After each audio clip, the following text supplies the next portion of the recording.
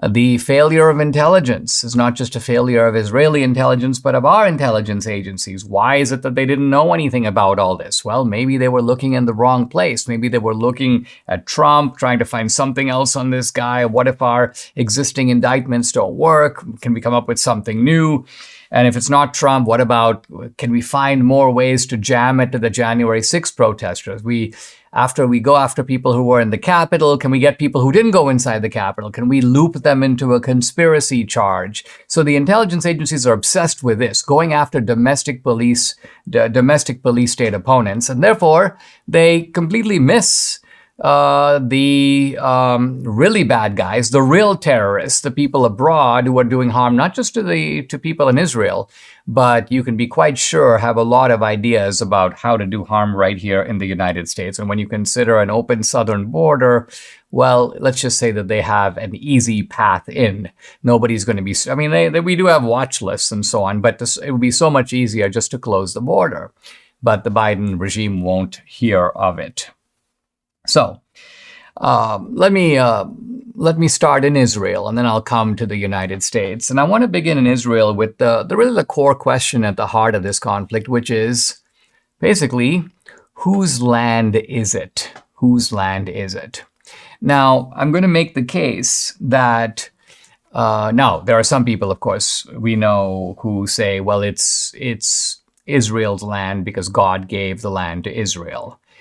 And this is not, by the way, an argument that can be just lightly dismissed. I'm not going to focus on it, but I do want to highlight it. And I do want to say that it is very clearly stated in the very opening books of the Old Testament that this is what God, in fact, does. But of course, there are going to be people who are not religious who say, well, I don't know about that, Dinesh. That can't be the argument that you're making in sort of in a broader secular culture. You have to make secular arguments, and I understand that.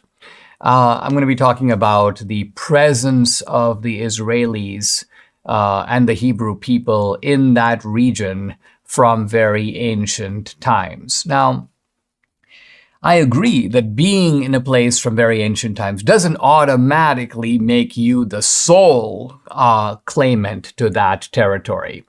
A good example of this would be, for example, a Bedouin who arrives at an oasis. He's first. But he doesn't get to say, all right, well, nobody else can show up here. If anyone else comes here, I'm going to now charge them to live here, or I'm going to expel them at will. I'm going to consider all the water here to be entirely mine. That wouldn't really make any sense.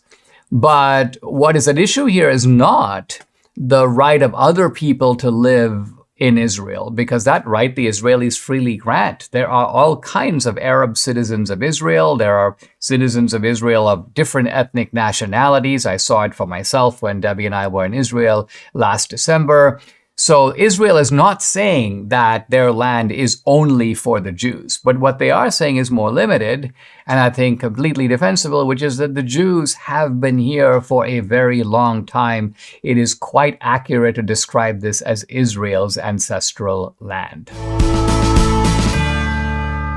Last month, the G20 group announced that it welcomed discussion of the effects of implementing central bank digital currencies in their countries. These digital currencies could allow the government to track every purchase you make. They could even allow officials to prohibit you from purchasing certain products or easily freeze or seize part or all of your money.